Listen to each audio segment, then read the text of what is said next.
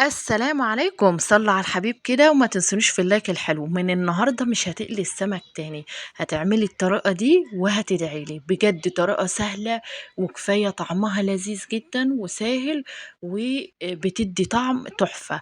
طبعا هنا معانا المبشرة من غير خلاط ومن غير كبة ومن غير أي حاجة. المبشرة دي بتبشر الحاجة بتخلي ولا هي رفيعة قوي ولا هي كبيرة قوي. تمام. هنبشر البصلتين معاكم زي ما انتم ما شايفين، والطماطم برضو نفس الحكاية، ومعانا فلفل ومعانا ليمون. تمام. بشرنا الكلام ده كله مع بعض كده. وطبعا نزلنا بكمون وكزبرة وفلفل اسود وعصير ليمونتين كده وشوية ملح وشوية من الزيت. تمام. هقلب الخلطة كويس جدا. ومعايا هنا صينية عملت الطريقة دي قبل كده معاكم، بس عملتها بورق فويل. جاية لكم بقى النهاردة بطريقة سهلة وبسيطة جدا ومش مكلفة. هنحط شوية من الخلطة في الصينية كده زي ما انتم ما شايفين. وبعد كده معانا السمك، هوريكم ازاي خليه بالشكل ده زي ما انتم ما شايفين. خليه من الشوك ومنضفاه كويس جدا.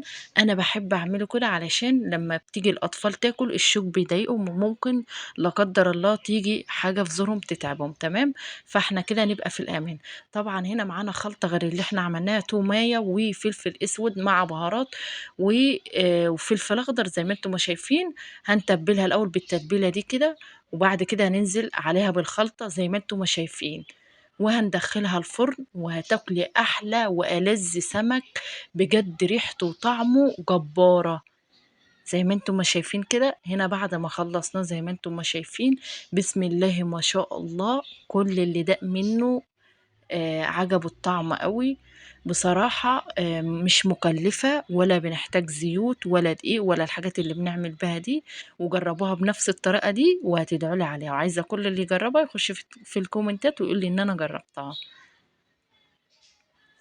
شايفين بسم الله ما شاء الله، حاجة كده لذيذة جدا ومن غير زيوت. وطبعا عشان الزيوت غالية وكده، فدي أسهل وألذ طريقة بصراحة انك انتي تعملي فيها السمك بالشكل ده. اهو زي ما انتم ما شايفين، ما بتاخدش معاكي نص ساعة وبتكوني عاملة السمك بالشكل ده بقى جنب شوية رز كده ومخلل وسلطة. وهتاكلي أحلى أكلة. اهو زي ما انتم ما شايفينه كده. الإضاءة على فكرة ظلمة برضو، يعني هو بصراحة أحلى وأجمل من كده. والطعم يعني بصراحة أنا مش هقول حاجة، بس اللي هيجربها يعرف إن طعمه لذيذ جدا.